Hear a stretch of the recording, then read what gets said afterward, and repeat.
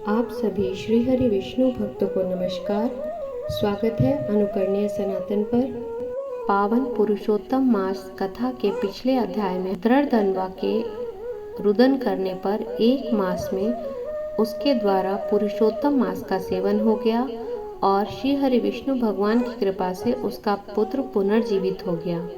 कथा के 20वें अध्याय में धृतधन्वा द्वारा श्री हरि विष्णु भगवान से किस प्रकार पुरुषोत्तम मास का सेवन विधि विधान के साथ किया जाना चाहिए उसका वर्णन श्री वाल्मीकि जी कर रहे हैं। तो चलिए आइए श्रवण करते हैं पावन कथा। अथ श्री पुरुषोत्तम मास महात्म्य विंशति अध्याय आरंभ।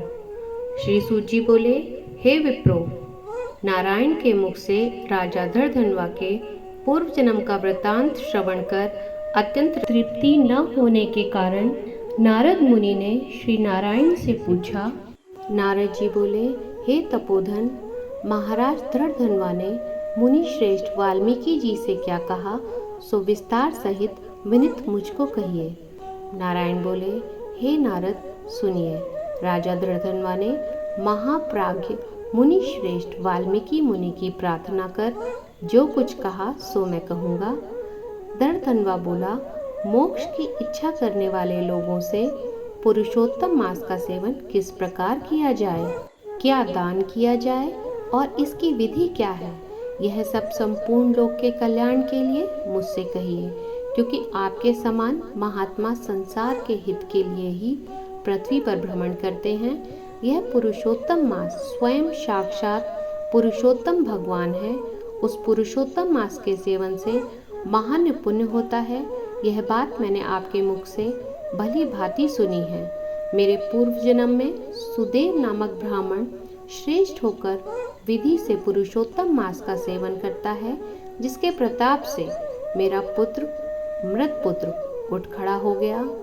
हे ब्राह्मण, पुत्र शोक के कारण निरंतर निराहारी मेरा यह पुरुषोत्तम मास बिना जाने ही बीत गया। अज्ञान से हुए पुरुषोत्तम मास का ऐसा फल हुआ कि मृत्यु को प्राप्त मेरा पुत्र सुखदेव उठ खड़ा हो गया।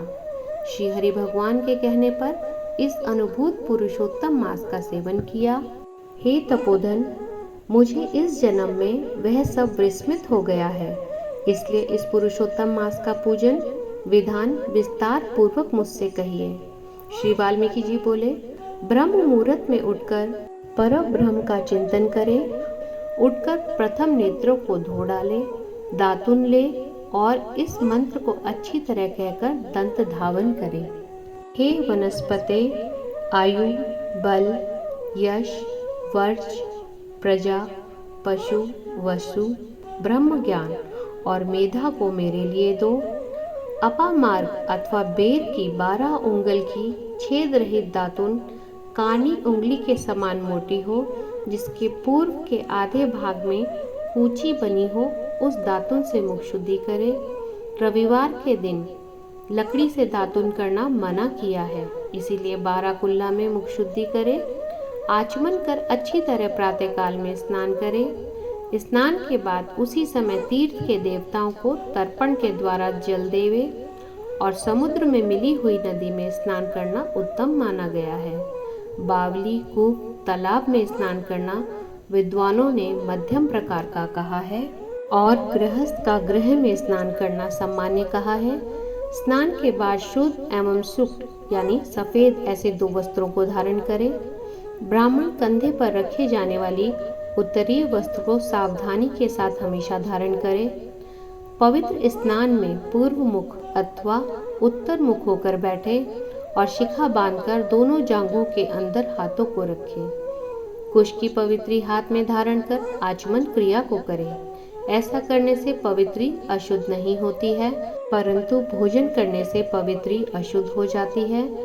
इसलिए भोजन के बाद उस पवित्री का त्याग करें। आचमन के बाद गोपी चंदन की मिट्टी से तिलक धारण करें। वह तिलक ऊर्ध्व पुंड्र हो, सीधा हो, सुंदर हो, दंड के आकार का हो, ऐसा धारण करें। ऊर्ध्व पुंड्र हो अथवा त्रिपुंड हो, उसके मध्य में छिद्र बनावें। ऊर्ध्व पुंड्र में माँ लक्ष्मी के साथ श्री हरि भगवान स्वयं निवास करते हैं। त्रिपुंड में पार्वती सहित साक्षात शंकर भगवान सर्वदा वास करते हैं। सफेद तिलक ज्ञान को देने वाला है। लाल तिलक मनुष्यों को वशीकरण करने वाला कहा है। पीला समस्त रिद्धि को देने वाला कहा है। इससे भिन्न तिलक को नहीं लगावे।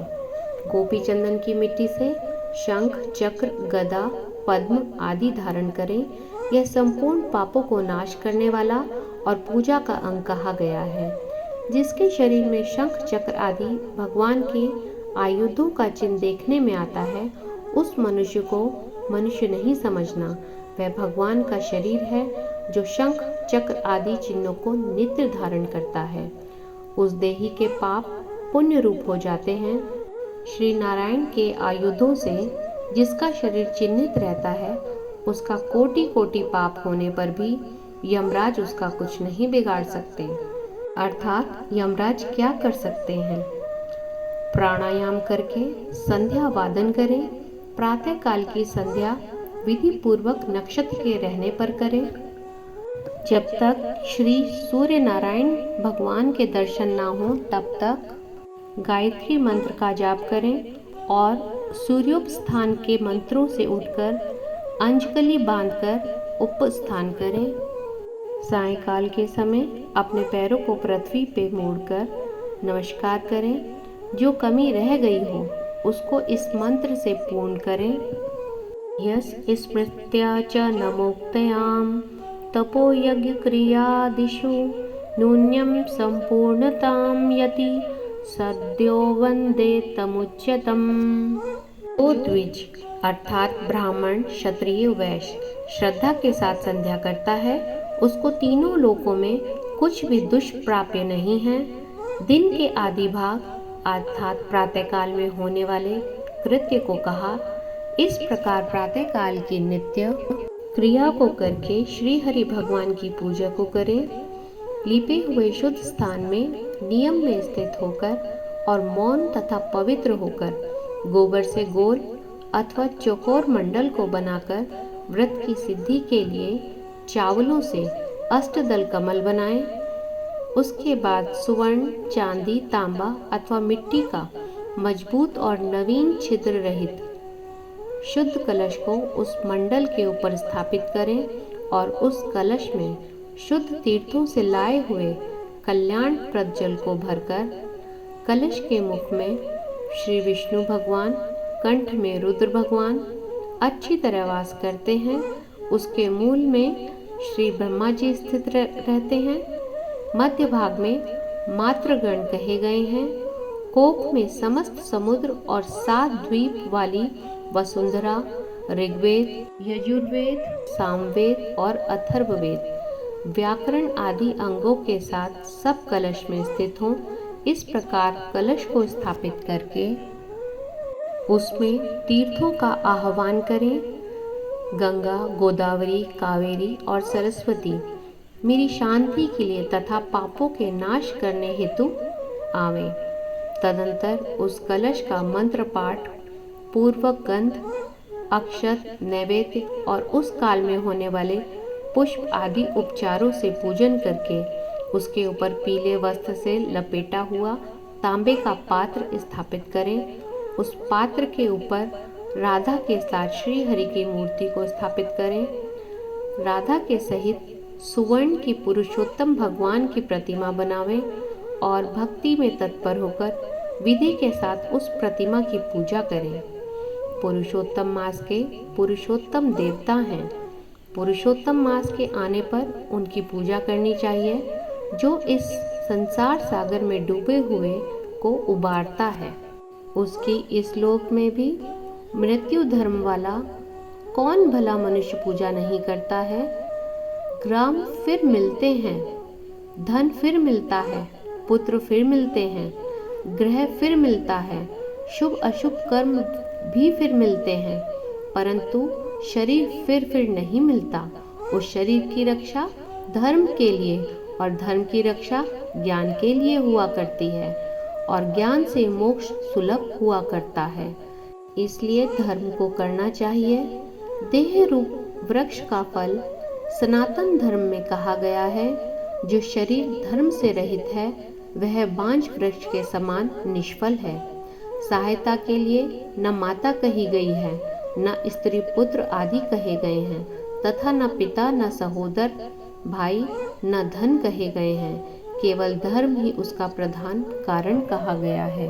वृद्धावस्था सिंघनी के समान भय देने वाली है और रोग शत्रु के समान पीड़ा देने वाले हैं। फूटे हुए बर्तन से जल गिरने के समान आयु प्रतिदिन क्षीण होती रहती है।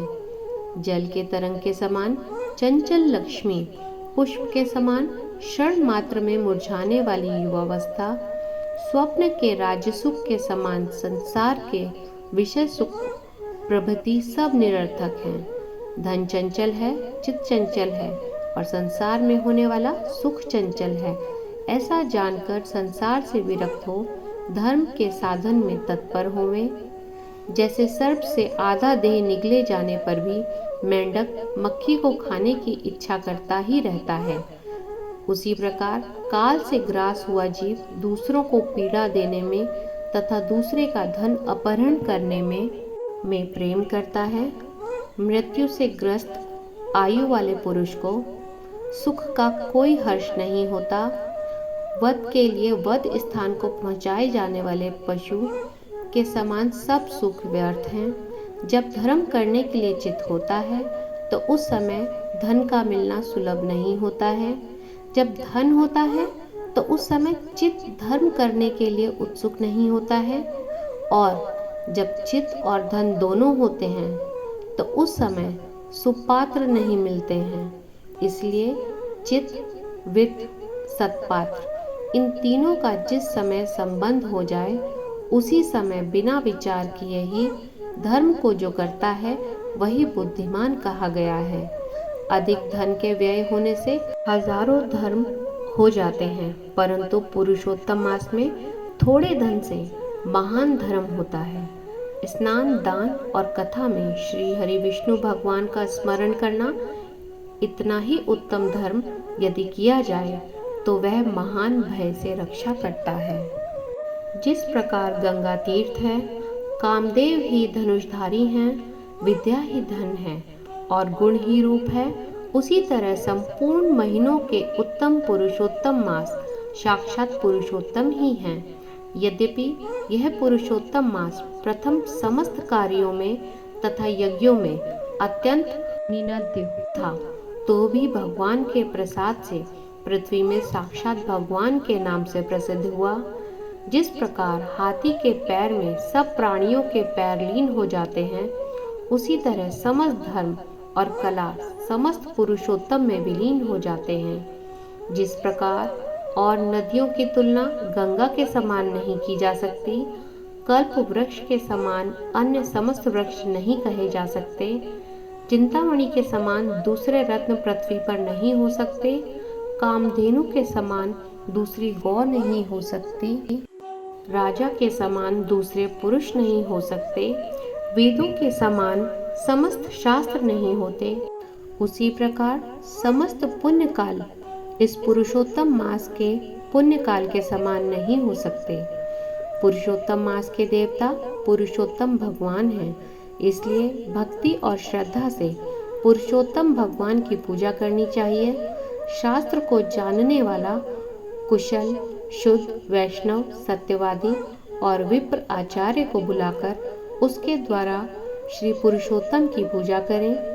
अंतकरण में होने वाले मोह, काम, क्रोध, लोभ, मद, मात्सर्य आदि रूप बड़ी बड़ी मछलियों से पूर्ण अत्यंत गंभीर वेग वाले इस संसार रूप सागर को पार करने की इच्छा करता है, वह इस भारतवर्ष में आदि देवता पुरुषोत्तम भगवान का अच्छी तरह पूजन करे।